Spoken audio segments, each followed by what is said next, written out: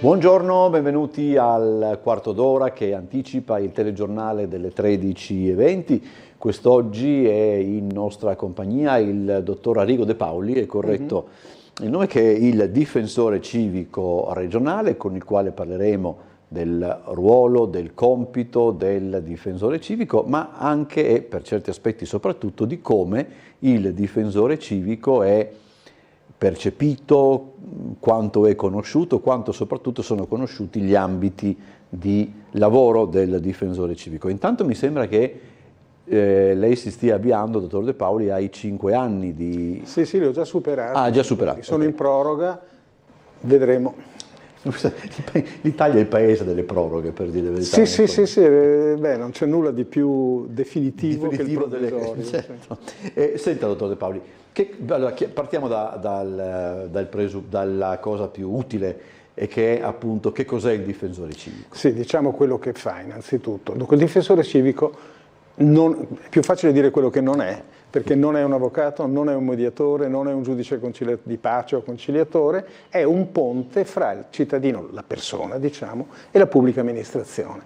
Cioè ogni volta che ci sia una segnalazione non del tutta campata in aria su irregolarità, disfunzioni, ritardi, omissioni imputabili secondo chi fa la segnalazione alla pubblica amministrazione, il difensore civico interviene sollecitando, chiedendo chiarimenti, chiedendo informazioni, però non ha un vero e proprio potere disciplinare, in quanto non è un'autority, più che altro se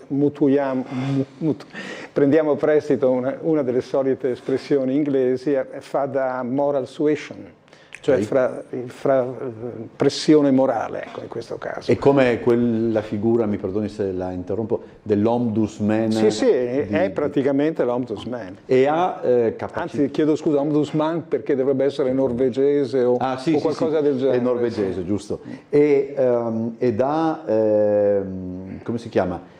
Ed ha competenze sulla pubblica amministrazione. Ma competenze in realtà sulla vita delle persone quando o sbattono il naso o comunque devono fare i conti con la pubblica amministrazione.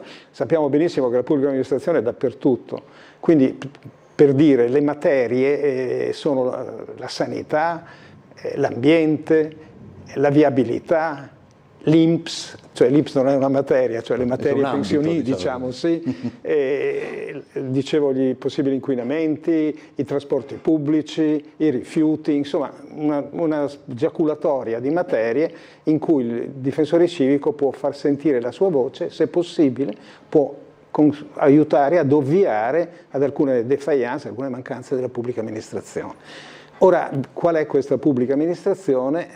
Farò una puntualizzazione. Innanzitutto però mi preme dire questo, che nonostante in 5 anni mi sia dato abbastanza da fare per pubblicizzare la figura, certo non per me ma per l'istituzione, anche perché era una figura che era stata soppressa qualche anno fa, cioè parecchi anni fa, più di 12, ed è stata ripristinata nel 19. E quindi ho esordito in una totale ignoranza dell'esistenza. Ignoranza che continua a esserci però, perché ogni tanto continuo a trovare persone che dicono: ma chi è il difensore civico, cosa fai? Boh, vabbè, e allora spiego. E quindi il primo ostacolo che ho trovato è stato questo. Adesso piano piano c'è una coscienza, almeno una conoscenza in qualche modo conquistata. Viaggiamo sulle 250, ormai di me la media si è stabilizzata, 250 casi da trattare all'anno, e poi abbiamo cominciato ad avere questo rapporto, perché nonostante sia raggiungibile il difensore civico facilissimamente, in maniera agile, tramite le mail, e in realtà molte persone desiderano il contatto personale. Credo che questo c'è una sede, appunto? Sì, ce ne sono 2. Okay. Ce n'è una a Trieste, presso il Consiglio regionale, Consiglio, non Giunta, quindi Piazza Oberdan, e a Udine presso il Consiglio regionale, non via Sabadini ma via Prefettura. E inoltre io una volta al mese, cioè lì, dunque in queste 2 sedi, ho una udienza, diciamo, standard settimanale, però se qualcuno mi chiede anche fuori ora, fuori giorno, non c'è problema, insomma. In più una volta al mese vado a Tolmezzo e a Cervignano, in modo da così, da coprire un pochino. Sì. È un'emanazione regionale, un'emanazione dello Stato? È un organo di garanzia della Regione. E infatti il difensore civico è nominato dal Consiglio regionale.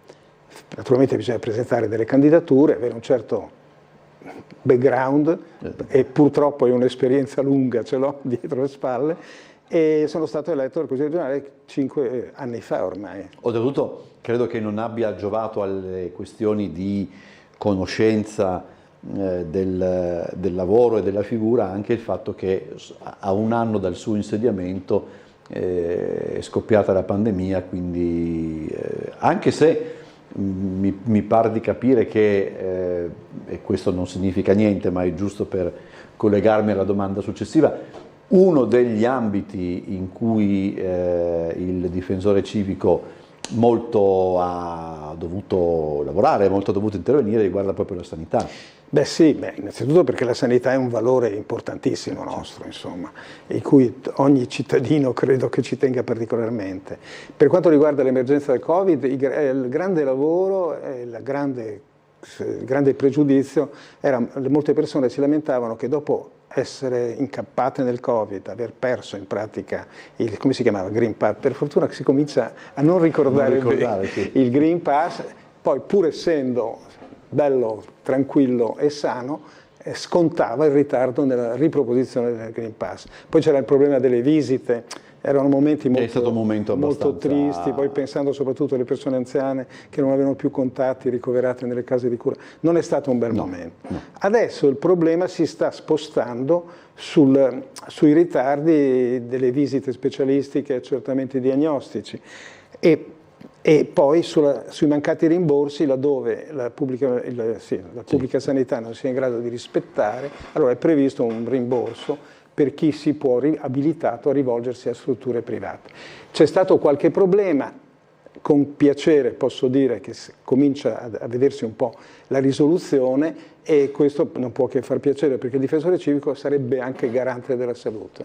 Le chiedo una cosa che riguarda, allora, su questa questione vado un po', mi tengo sulle generali perché, però per esempio si sa che esiste la possibilità appunto per chi dovesse effettuare una visita urgente, non trova posto nel pubblico, deve farla in privato, può ottenere un rimborso, poco si sa di questa cosa, eccetera. Quante volte vi si presentano dei casi che palesano il fatto che non molti cittadini sono al corrente di tutto ciò che li riguarda in questo come in altri ambiti? Sì, all'inizio nessuno lo sapeva. Adesso piano piano, forse rivolgendosi anche a organi, Tribunale del Malato, non so, sì, a organi consimili, si è cominciato ad avere coscienza. Allora hanno cominciato a fare le richieste e la legge in realtà subordina all'autorizzazione la possibilità di rivolgersi fuori. Sì. E quindi c'è un certo iter che si sta sveltendo e quindi questo, appunto, le dicevo, è un buon motivo. Ma ci sono per esempio anche altri casi in altri ambiti in cui lei percepisce che il cittadino non conosce determinate disposizioni di legge a suo favore? Direi che i cittadini sono abbastanza informati, come spesso avviene, molto più dei propri diritti che dei propri doveri, ma comunque succede. E quello che lamentano è la mancata interlocuzione, cioè le mancate risposte. E allora, per esempio, ci sono numeri fantasma. Io già quello delle poste, per cui non sono competente perché è una SPA, però insomma mi interesso anche di quello, perché anche in caso di mancata competenza intervengo lo stesso. Al massimo mi mandano in quel paese, cosa che non fanno però. E anche questo mi dà, perché una moral suasion, ripeto, sì. Un minimo di autorevolezza, diciamo, dell'intervento di una persona che è un organo pubblico, ha un suo passato, nel mio caso ero magistrato, quindi rispondono, insomma. Ma si è mai capito, mi perdoni, delle ragioni per cui in alcune realtà private e anche pubbliche se tu hai a disposizione un numero scatta la macchina che risponde prima del... Cioè io credo che la maggior parte di quelli che telefonano, dopo essersi sorbiti 2 minuti di numeri, eccetera... No, si passa eccetera, anche il pomeriggio. Sì, io ieri cercavo la RAI per una cosa, devo dire la verità che in tempi brevi sono riuscito a parlare e ho avuto anche la risposta, però si capisce perché l'opzione parla con... Io credo che in pratica ci sia un po' di legittima difesa, perché molto spesso...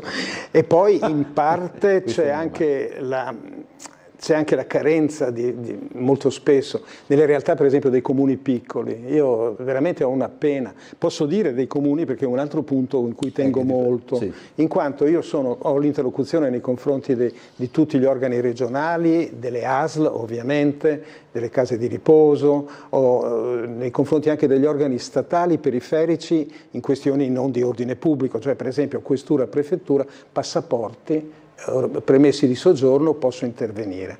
Per quanto riguarda invece i comuni, c'è stato un momento in cui i comuni non potevano più avere un difensore civico comunale.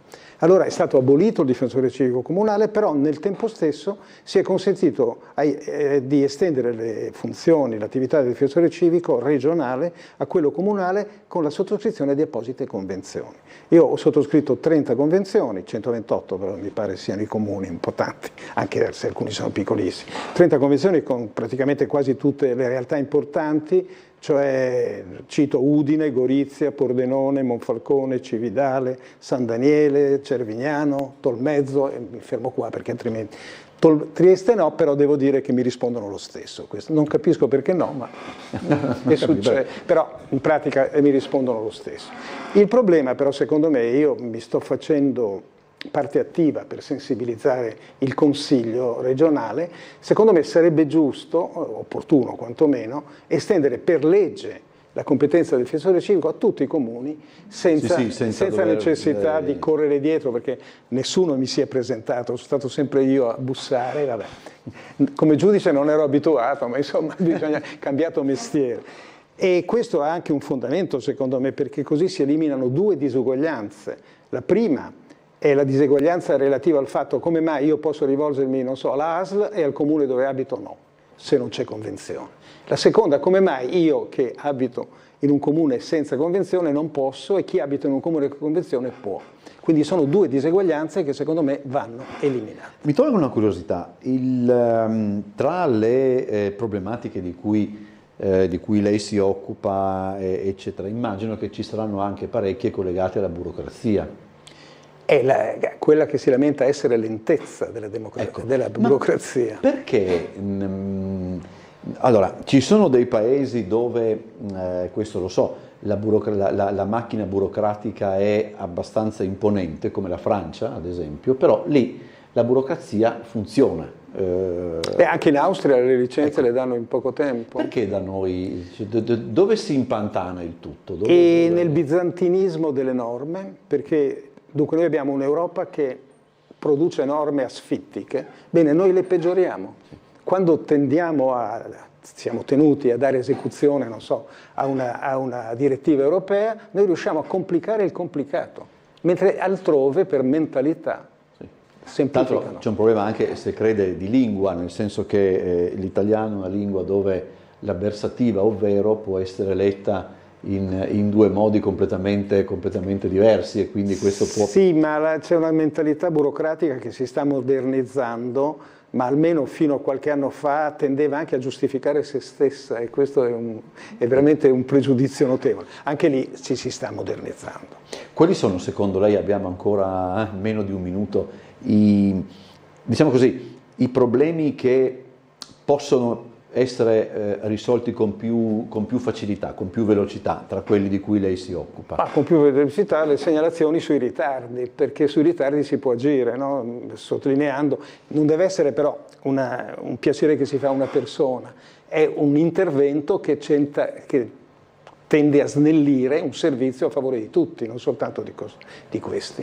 Allora, io ringrazio il dottor Arrigo De Paoli, che è il difensore civico regionale. Grazie per essere intervenuto, buon lavoro. Grazie, grazie. E io vi ricordo, approfitto per ricordare i prossimi appuntamenti su Tele4 dopo il telegiornale delle 13:20. Ci sarà Trieste in diretta alle ore 18, parleremo nella prima parte di cinema, nella seconda parte nell'ambito di Trieste d'Arte andremo a visitare una mostra dedicata ai 100 anni di Ugo Carà che si tiene proprio al Museo Carà di Muggia, e vi ricordo poi anche che dopo il telegiornale delle 19:30, sono un pochettino più avanti, c'è l'appuntamento con Ring. Gli ospiti oggi sono Michele Babuder, Federico Monti, Roberto Mandler e Gabriele Cinquepalmi. Grazie ancora al dottor De Paoli, noi andiamo in pubblicità. Grazie a voi. E poi il telegiornale delle 13:20.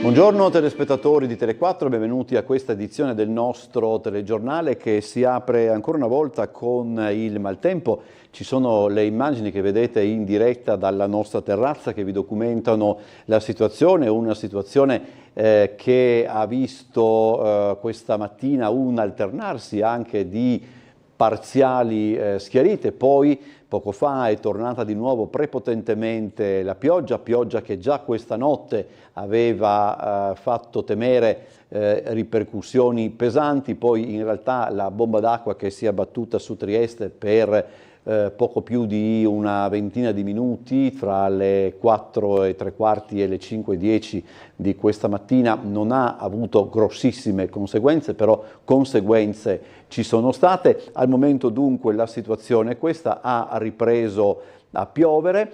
Vi diamo un attimo, rimanendo con le immagini nella nostra terrazza, vi diamo un pochettino anche le previsioni del tempo per quanto riguarda la giornata di oggi. Parla appunto di cielo variabile lungo la costa, coperto sui monti, piogge in genere intense, temporali che interesseranno la regione a più riprese, alternati appunto anche a fasi di tempo migliore, specie su bassa pianura e costa. Sarà possibile qualche temporale forte con piogge localmente molto intense, più probabili appunto sulle zone orientali. Per domani dovrebbe essere previsto un certo miglioramento. Ma vediamo invece appunto la situazione di questa mattina, che ha risentito anche per certi aspetti di quello che è accaduto nel pomeriggio di ieri. Ci sono state trombe d'aria nel Golfo nel corso della notte.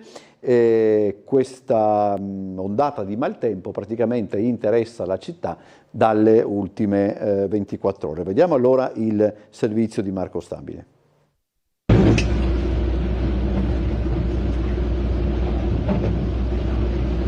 Pazzesco. Il tassista che non sa dove far scendere il cliente in una via Mazzini come un fiume in piena è l'immagine più emblematica dell'ondata di maltempo che si è abbattuta su Trieste. A pagare lo scotto peggiore è proprio il centro storico, con pedoni costretti a guardare strade e sottopassi dopo essersi opportunamente tolti le scarpe, auto in panne sotto i cavalcavia e una quindicina di allagamenti fra scantinati, garage e la galleria Fenice che collega via Battisti a via San Francesco. Nella notte poi i ripetuti temporali che si sono abbattuti fra il capoluogo giuliano, Muggia e il litorale istriano hanno dato vita anche ad alcune trombe marine segnalate in Golfo, un fenomeno monitorato dagli appassionati di tornado in Italia e spiegato poi nel dettaglio dai previsori dell'Osservatorio Meteo regionale dell'ARPA. Già ieri mattina sulla costa l'atmosfera era particolarmente calda e umida, e con questa situazione l'arrivo dell'aria più fresca in quota, una depressione che ci sta interessando, sono condizioni decisamente favorevoli, oltre che ai temporali con piogge intense come abbiamo visto, anche alla possibile formazione di trombe marine, anche perché dobbiamo ricordare che il mare comincia a essere già piuttosto caldo. Nei giorni scorsi in superficie l'acqua aveva già 21-22 gradi, e quando in quota come oggi arriva aria più fresca a 3000 metri, dall'idea ci sono 0 gradi, c'è un bel contrasto termico che appunto può portare a questi fenomeni che di solito però sono molto localizzati. Quanto al weekend all'orizzonte, queste le previsioni. Decisamente meglio domani, e avremo una giornata più stabile con diciamo poco vento e temperature anche che riprendono, dovrebbe esserci anche un po' di sole, insomma, soprattutto sulla costa. Resta però comunque un po' di variabilità anche domenica, condizioni direi più soleggiate sulla costa ancora rispetto a domani, ma diciamo resta comunque sempre un po' di moderata instabilità. Ora la cronaca, c'è stato un incidente in via Caboto in mattinata, dovremmo essere collegati con Gianluca Paladin per le ultime notizie in merito. Buongiorno Gianluca.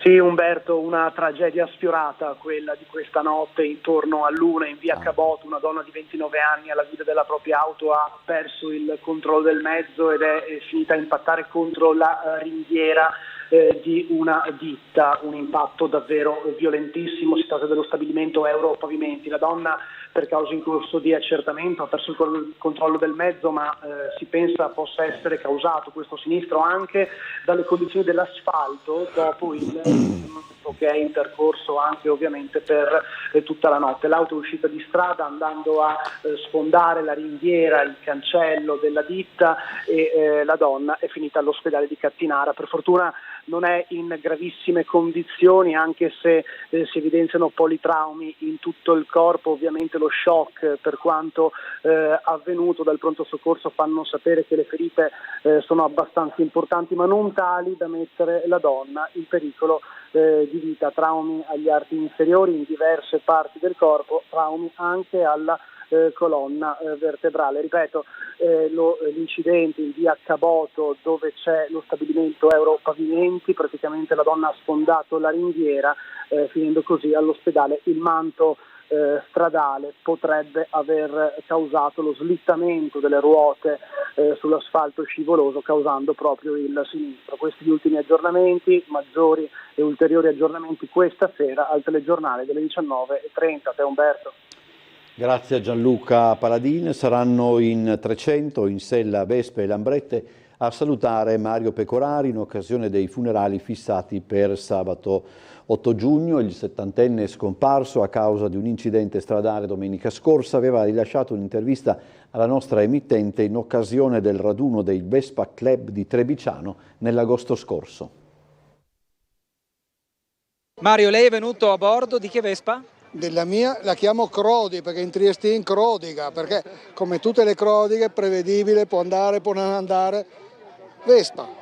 Ma lei la smonta, la rimonta, cioè sa far tutto, sa mettere mano dovunque ormai. Allora, siamo abituati a viaggiare con mia moglie e purtroppo in tanti posti se non sai metterci le mani difficilmente riesci a risolvere il problema, tutto qua. È così che la famiglia e gli amici vogliono ricordare Mario Pecorari con quel sorriso e quell'ironia che aveva regalato alle nostre telecamere in occasione del raduno dei vespisti di Trebiciano andato in scena nell'agosto scorso. Era un decano del mondo della Vespa e un giramondo, il 70enne morto domenica scorsa in un incidente in piazza Volontari Giuliani. Ecco perché saranno in 300 fra vespisti e amanti della Lambretta da tutta Italia che sabato 8 giugno, in occasione del funerale alla cattedrale di San Giusto, lo saluteranno nel suo ultimo viaggio sino al cimitero. Aveva viaggiato dappertutto in sella alle due ruote a motore più amate dagli italiani. I suoi viaggi, diventati libri, sono Vespeggiando in Sud America, ai confini del mondo, con una Vespa PX e un balzo nella storia dal Caucaso al vicino Oriente con la Vespa. Un terzo, sul suo ultimo tour in Indonesia, era in fase di ultimazione proprio in questo periodo. Ecco perché gli amici del Vespa Club Trieste, del Trieste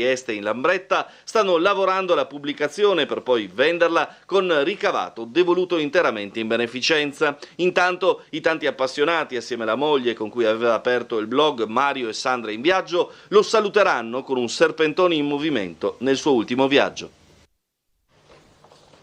3 parcheggi di interscambio collegati via navetta con lo stadio, percorsi modificati per alcune linee del trasporto urbano. Trieste si prepara al concerto di Ultimo, dopodomani. In occasione del concerto di Ultimo, in programma domenica 2 giugno, a partire dalle 12, via Valmaura e via Miani saranno chiuse al traffico. I percorsi delle linee 8, 10, 52 della Serale C subiranno pertanto delle modifiche. In direzione Valmaura, la 8 invertirà la marcia in piazzale Cagni e farà capolinea in via Flavia di fronte allo stadio. Il capolinea della 10 sarà posizionato davanti al Palatrieste. In direzione piazza Tommaseo, la linea 10 invertirà la marcia in piazzale Cagni per immettersi in via Flavia e proseguire regolarmente. La 52 effettuerà un'inversione di marcia alla rotonda del cimitero e farà capolinea in via Flavia di fronte allo stadio. Anche la linea notturna C farà capolinea di fronte allo stadio dopo aver fatto inversione di marcia in piazzale Cagni, mentre dalle 22:45, proveniente da piazza Goldoni, terminerà il percorso in via dell'Istria e invertirà la marcia di fronte al cimitero.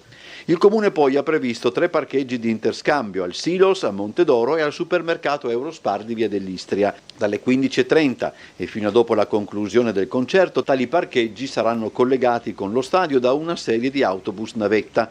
Quelli da Piazza della Libertà allo stadio effettueranno una serie di fermate intermedie in via Carducci, Largo Barriera, via Molino a Vento, via dell'Istria e Palatrieste, che saranno osservate anche al ritorno. Quelli da Montedoro non effettueranno fermate intermedie.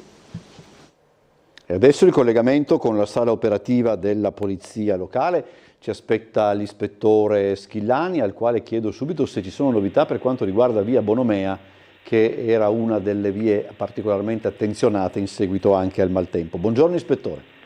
Sì, buongiorno a lei e a tutti i telespettatori.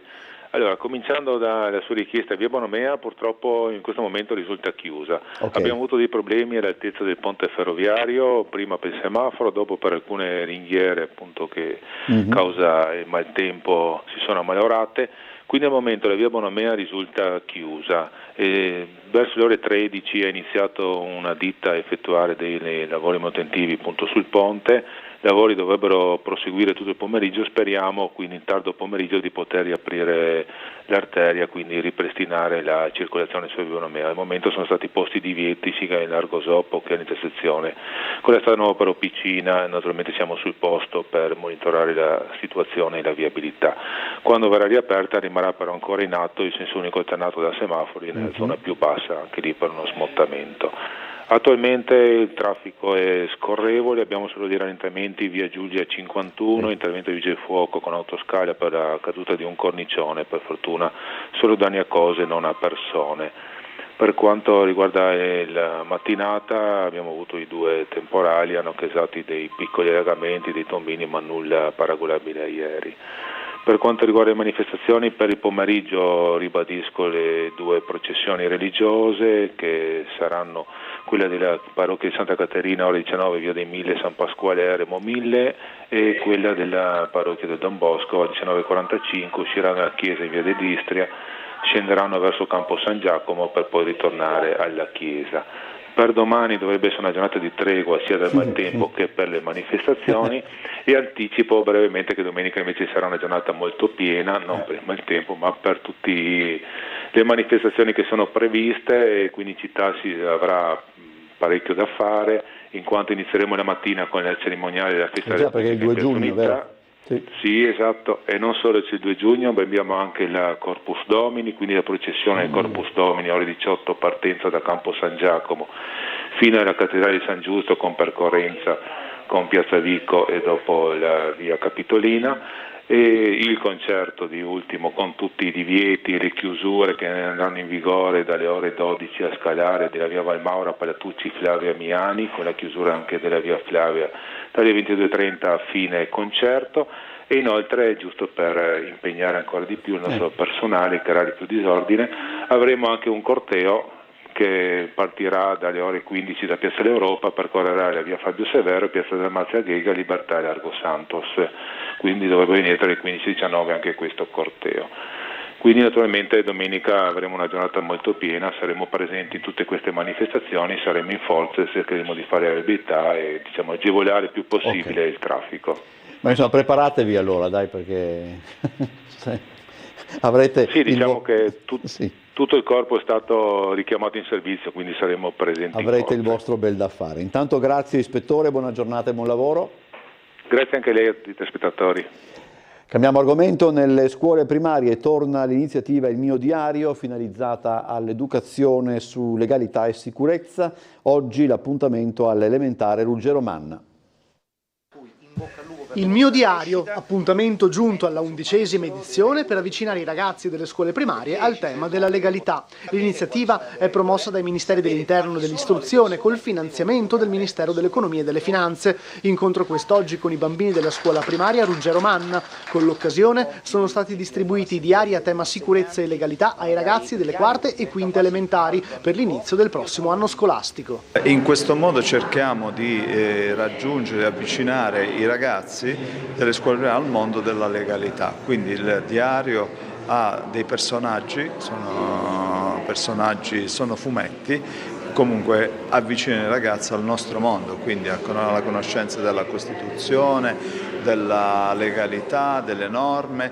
Poi cerchiamo di aiutare i ragazzi a verificare se ci sono fenomeni di bullismo e di cyberbullismo all'interno, perché purtroppo a volte si inizia anche da piccoli a fare queste cose. È un aiuto che noi diamo. Finora in tutta Italia sono stati distribuiti 630.000 diari, ripeto siamo all'11ª edizione, ogni anno c'è una rotazione tra le varie città d'Italia. Poi lo vedrete, il diario è fatto molto bene, anche molto divertente, perché ci sono 2 personaggi che sono accompagnati da 4 animali, quindi anche il mondo degli animali è un mondo che avvicina molto i ragazzi a noi, quindi, e poi ci sono degli investigatori e quindi giovani investigatori, quindi dobbiamo insegnare loro il valore della legalità, questo per noi è importante.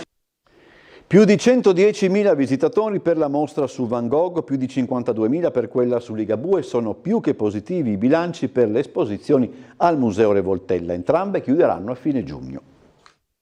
Fra un mese la mostra dedicata a Van Gogh, ospitata al Museo Revoltella, chiuderà i battenti. Quella che doveva essere una delle mostre più visitate del 2024 ha confermato aspettative e pronostici. A oggi infatti i visitatori hanno superato quota 110.000 e ancora molte sono le prenotazioni fino al 30 giugno con giornate già totalmente sold out. Ai visitatori non raramente si sono viste lunghe code all'ingresso del museo. È piaciuto anche l'intero progetto espositivo, quel racconto così intenso ed emozionante dei vari aspetti della vita di un artista unico e senza tempo. A breve si chiuderà anche la mostra dedicata ad Antonio Ligabue, un altro artista importante, stimato e conosciuto dal grande pubblico, la cui biografia, per sommi capi, può essere accostata a quella di Van Gogh. Anche la mostra di Ligabue resterà aperta fino al 30 giugno, finora i visitatori sono stati 52.600. Adesso andiamo in pubblicità, quando torneremo avremo ancora molti servizi da farvi vedere, per cui rimanete con noi.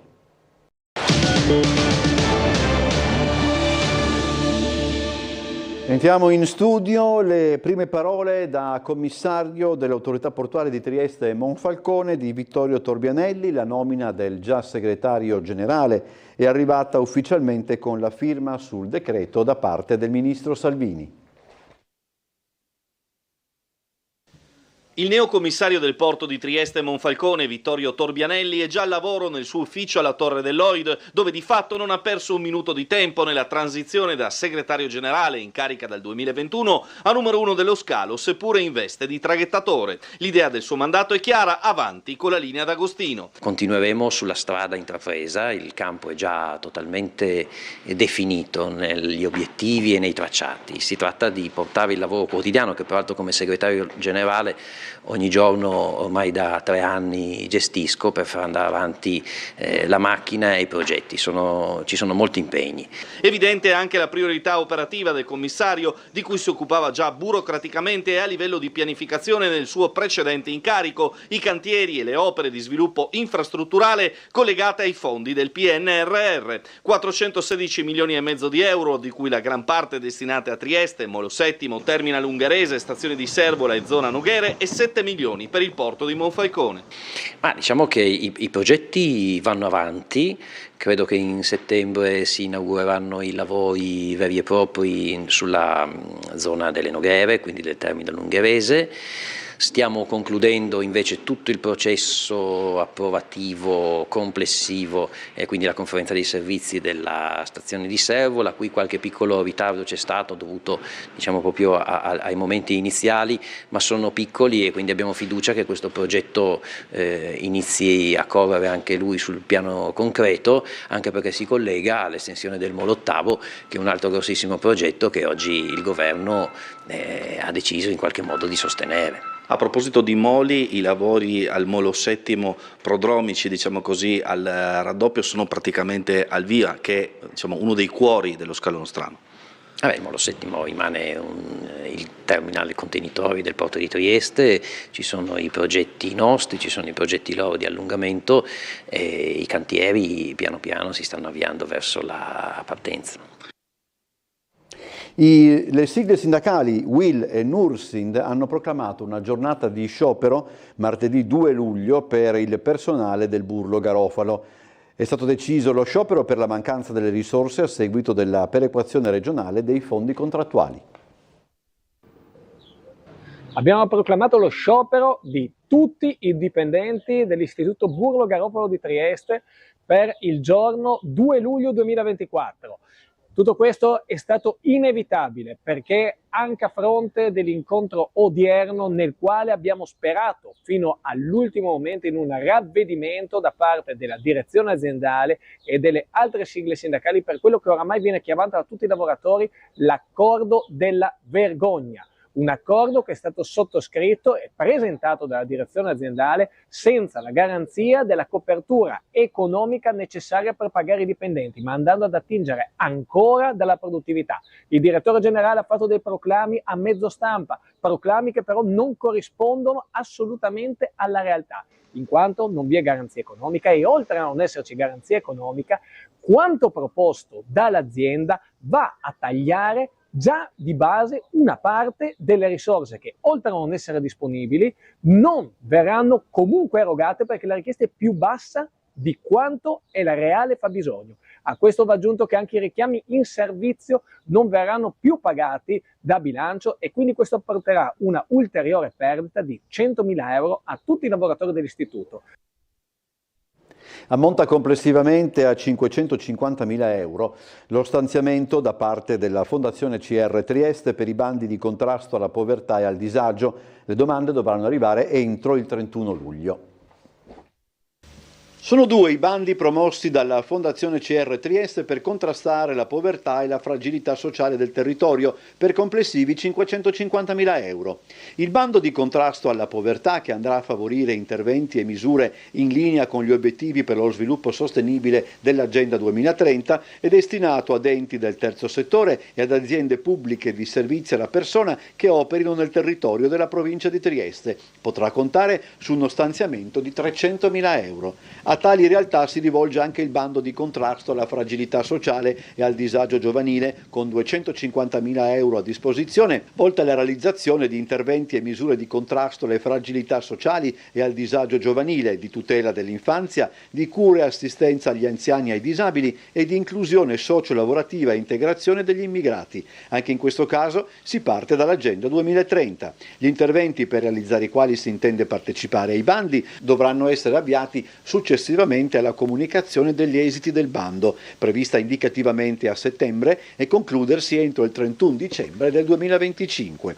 Gli interessati potranno candidare ad una sola richiesta per ciascuna tipologia di bando. La domanda deve essere redatta sull'apposito modello reperibile al sito www.fondazionecrtrieste.it nella sezione bandi, corredata di tutti i documenti richiesti, firmata dal legale rappresentante del soggetto proponente, presentata a mano, a mezzo posta ordinaria o via posta elettronica certificata all'indirizzo info@cert.fondazionecrtrieste.it entro le ore 12 di mercoledì 31 luglio 2024. L'esito della selezione sarà comunicato tramite il sito web della Fondazione stessa e in forma scritta a ciascuno dei richiedenti. È stato ufficializzato il nome del nuovo allenatore della Triestina, come era del resto noto, è il 44enne Michele Santoni, negli ultimi anni tecnico del Dordrecht, squadra della Serie B olandese. Era già nell'aria da diversi giorni, ma ora è ufficiale. Michele Santoni è stato scelto come nuovo allenatore della Triestina. Per lui un contratto biennale con opzione per un'ulteriore stagione in alabardato. Ma chi è Michele Santoni? Allenatore emergente, classe 1980, nell'ultima stagione ha guidato il Dordrecht in seconda divisione olandese, ottenendo il 4° posto in campionato. Nei 2 anni precedenti con la stessa squadra ha ottenuto un 17° e un 18° piazzamento. Il nuovo mister alabardato ha acquisito esperienza muovendo i primi passi come allenatore in Olanda, nella formazione Under 19 dell'Haarlem. Dall'estate del 2009 al gennaio del 2014 ha ricoperto il ruolo di video analyst nell'Ajax, mettendo in bacheca 4 scudetti sotto le gestioni di Frank de Boer e Martin Jol. Rientrato in Italia ha vissuto un triennio come vice allenatore a Livorno, Cesena e Milano, sponda Inter, rispettivamente accanto a Davide Nicola, Domenico Di Carlo e nuovamente Frank de Boer. Successivamente è passato alla Lazio guidando le formazioni Under 17 e Under 19 prima di una nuova esperienza in Serie A come vice al Cagliari guidato da Diego Lopez nella stagione 2017-2018. Dall'estate 2018 ha fatto ritorno in Olanda con esperienze sulle panchine di Almere City, ADO Den Haag come vice di Alexander Rankovic e nell'ultimo triennio in seconda serie con il Dordrecht condotto nella stagione 2023-2024 al 4° posto con conseguente raggiungimento dei play-off promozione. Il profilo di Santoni risponde alle idee che la società ha reimpostato dopo l'arrivo a Trieste, una scelta di prospettiva che guarda alla valorizzazione dei giovani e che guarda a un calcio moderno. In questo contesto dovrà essere brava la società a difendere la propria scelta, soprattutto se arriveranno momenti difficili, quando la fretta di ottenere risultati potrà rappresentare un ostacolo molto ingombrante. Prima di salutarci vediamo nuovamente quella che è la situazione del meteo. Come potete vedere, insomma, si sta mettendo decisamente meglio rispetto a questa mattina e su queste immagini vi do comunque anche gli ospiti di Ring, che saranno Michele Babudar, Federico Monti, Roberto Mandler e Gabriele Cinquepalmi. Ci vediamo alle 18 con Trieste in diretta, Ring alle 21, alle 19:30 il telegiornale. Buon proseguimento, buon pomeriggio, a più tardi.